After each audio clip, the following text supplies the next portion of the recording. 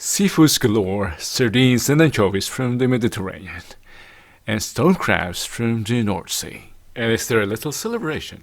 Let's spoil our palate this time. You're watching the cooking series. Let's join Romilo at his small kitchen. I went to the market this morning and I bought lots of seafoods. There's a small celebration. My cameraman's book has been accepted. Second book has been accepted for publication, so he's happy, and he's helping me now. He's doing the shoot. And what am I celebrating? Nothing, but but the gardening season is over, so we're cooking indoors. And what's the best way to celebrate that but to enjoy seafoods? Look what I bought. Crab, or it's stone crab. And along with that, I'm cooking ceviche. Not cooking, I'm making ceviche. Look, this is also called Kinilaw in the Philippines. Among the Visayas, they would do Kinilaw or lapu-lapu or tuna. But in the north, we would do this with anchovy, munamon, or bulinaw. To our friends in Latin America, especially our friends in Peru and Mexico, I'm cooking ceviche. Ceviche Estilo Filipino. Pero en lugar de otros pescados, voy a usar anchoa. I'm doing kinilaw using munamon or anchovies. Anchovies in English, but for our French-speaking audience, anchois. And Mr. Hispanohablantes, amigos Hispanohablantes, it is anchoa. What do we need here? I might not be using all this, but roughly half kilo of anchovies, fresh from Portugal. I can use instead either vinegar or lemon, and you'll be surprised later with how I'm going to use onions or shallots, salt, and pepper. This will be messy, so I'll be deboning the fish. This will be messy, I tell you. So let's start from the head and open the fish like that, because we'd like to separate the fillet from the fish and the head, and we want to remove the innards as well, because that would be better. Yeah, this is what we want, the fillet. Yeah.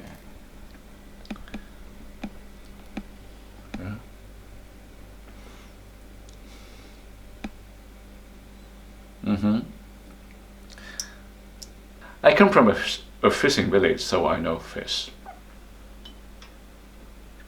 Fish is not foreign to me. I'm from Anda. It's an island town in the Philippines. And we call this munamon or te. And we also ferment this for our fish sauce, for our bagoong. See how bountiful nature is, or how generous, I'd say. The sea, the ground. Yeah. This can be tedious, but this is delicious.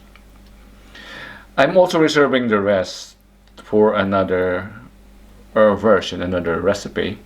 I'll be frying some, because this might not be palatable to my Belgian cameraman. Wilfred of Belgium in Dendermonde, if you're watching, this is ceviche without the tabon. To our Visayan watchers, what? Because they say it's only available in the south, in Davao, the tabon fruit, which they add to their kinilaw. We don't have that in the north. Does anyone know You know what? I come from a village where this is not done. People are scared of eating raw food or raw fish where I come from. But I learned this from my roommate Dan from Ilocos Norte. I miss this recipe. He used to do this almost every Sunday.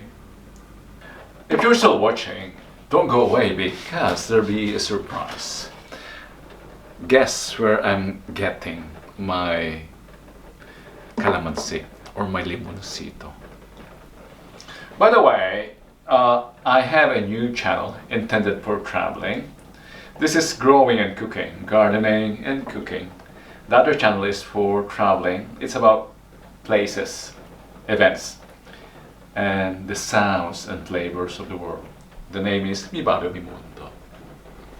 Upcoming posts would be, or maybe they are now in the playlist about Amsterdam, Madrid, Toledo in Spain, my hometown Anda, Peru, Cuba, and Myanmar. Vienna. And Vienna, of course. It's just a short feature on Vienna, because if I only knew I'd be doing this channel, I should have made more footages in Vienna. But instead of making or filming the beauty of the city, I stayed indoors and cooked bilo-bilo, tambong-tambong, and bibingka. You can also see those recipes if you browse through the playlist. Yeah, bibingka na malagkit. Okay, and if you would like me to dedicate an entire cooking episode for your special event, that's your birthday, just tell me. I can give you not just a big shout out, but dedicate the entire episode to mark the occasion of your birthday. You know what? This task is giving me shoulder pain. I should fix my posture. By the way, this fish came from Portugal, and they're fresh, unbelievable. Thanks to technology. Thanks to technology, they were transported to Holland fresh. Let's pause for a moment. I'd like to have some drinks while doing this, but I cannot hold a glass.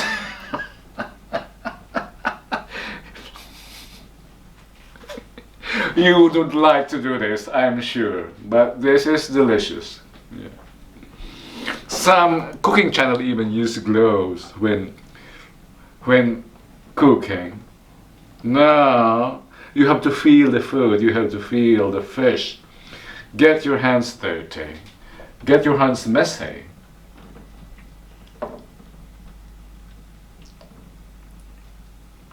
Yeah, I think it's a belief even in other faiths that you have to. That's why eating with the hands. I've heard this from our friend from Pakistan, from Atif. And he said that eating with the hand is a gesture of gratitude to the giver, because you're receiving the grace with the hand. Something learned today. So receive grace with the hand, prepare the grace also with the hand. It's a gesture of gratitude from the giver.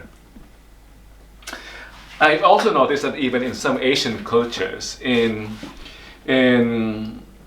Singapore or the Chinese, I don't know if this is also true for the Japanese, you notice that when they also give, let's say when they hand over the receipt at the cashier, they do it with both hands as a sign of respect. Giving with both hands, and we should also receive that with hands and not with gloves.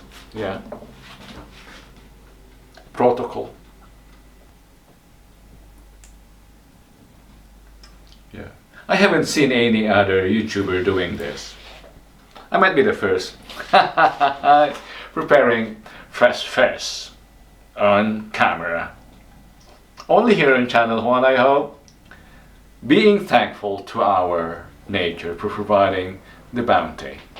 The bounty of the sea, the bounty of the soil, the bounty of the earth. We should be thankful. and be good stewards of nature. Be good stewards of the sea and of the land.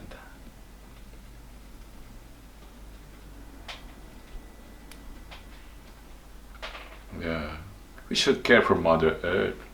Overconsumption is not responsible. Just take what you need. Don't hoard.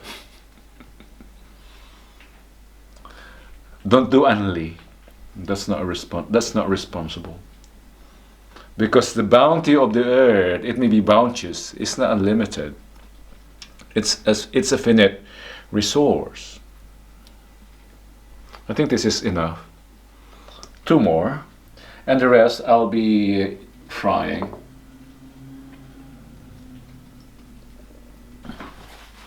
So I'll start preparing. I'll set this aside because I'll fry this, but I'll start with this ceviche. Cameraman, I'm going to the calamansi tray, so it's good to follow me with a shot.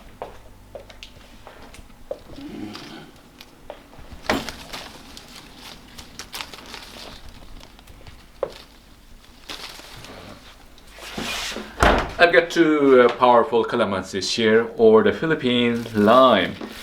You might not believe that I still have harvest from last year. I've frozen them. I've frozen the calamansi juice. Yeah, I'll try using 1 cube. Just 1.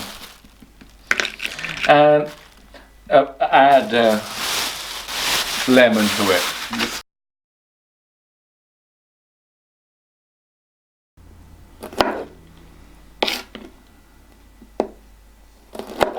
Yeah, from my berry tray.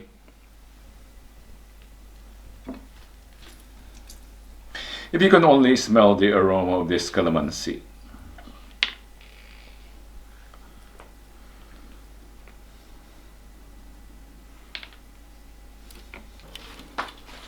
And lemon. If this is not enough, we can add I think half of this would do.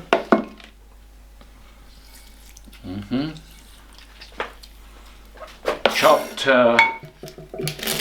onion or shallots.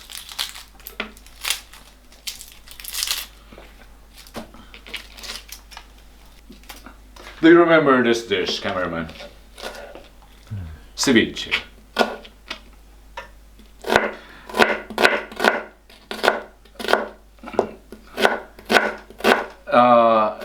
Expose me, cameraman. There's an unending debate between Mexico and Peru. Who has the best ceviche? Wilfred, who do you think has the best ceviche? Peru, Mexico, or the Philippines? By the way, Wilfred is our friend from deboned in Belgium, who lived in the Philippines for more than 9 years, and now he spends more time traveling to Latin America. We traveled together to Peru. You can see our videos together. We climbed 5,700 meters above sea level, and we survived it. You can see our videos in Mi Barrio Mi Mundo, Peru. And just, yeah. It's also good to add some fire to this,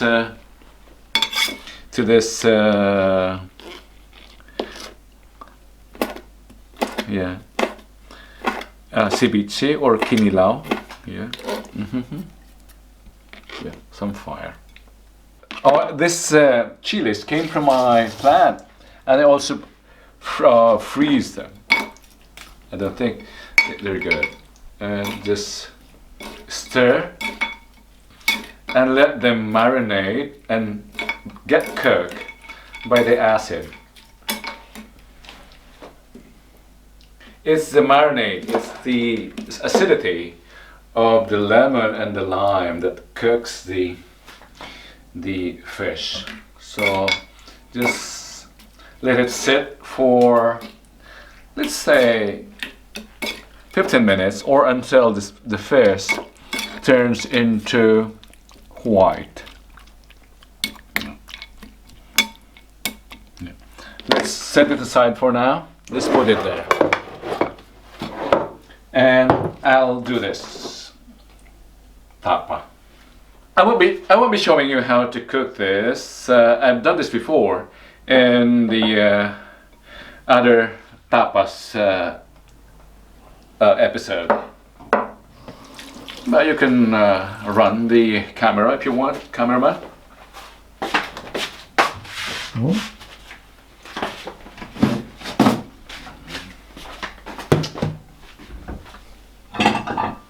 This is how I would do this. You've seen this before, but I think you will appreciate if I'll do it again. Flour in here.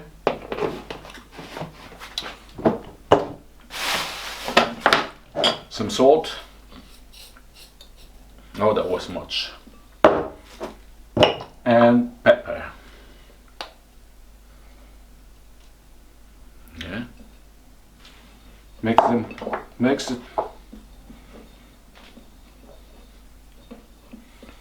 And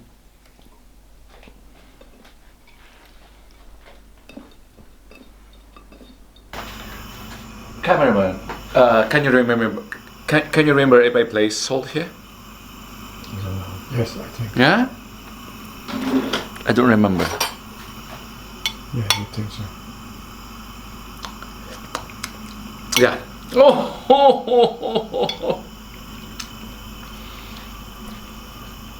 Ay, ay, ay. Oh, this is nice. Oh, this is heavenly. I just put it there. Ooh.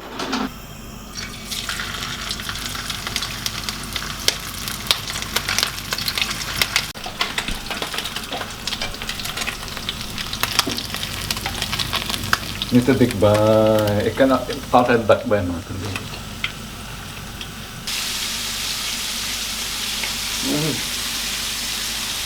Cameraman.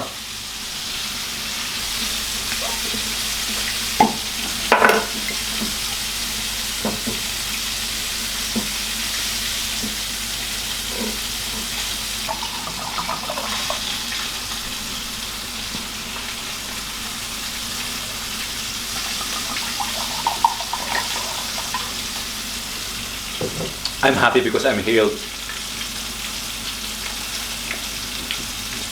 Oh, this is good. Demisec. Perfect with my seafoods. We've forgotten this. This is how they serve stone crab in France. It's usually chilled and served on top of ice.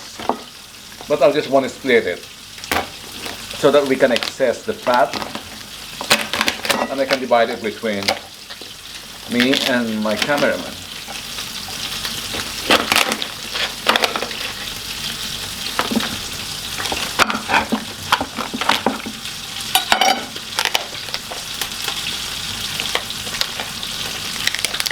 It's really good.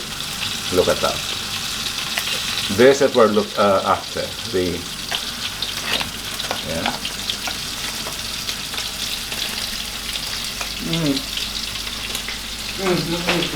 I need a spoon. Really, I'm gonna spoon the liquid.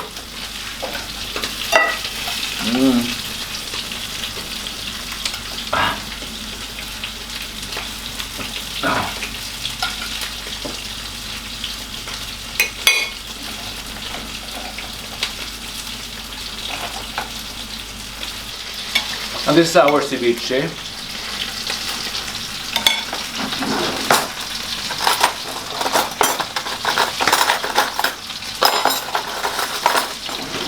Try it now, cameraman.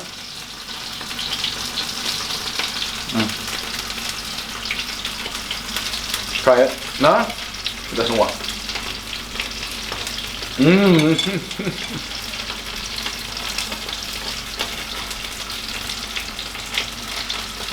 Oh yeah, yeah. I'll wait for the rice for this. I'm a Pinoy, so I eat everything with rice.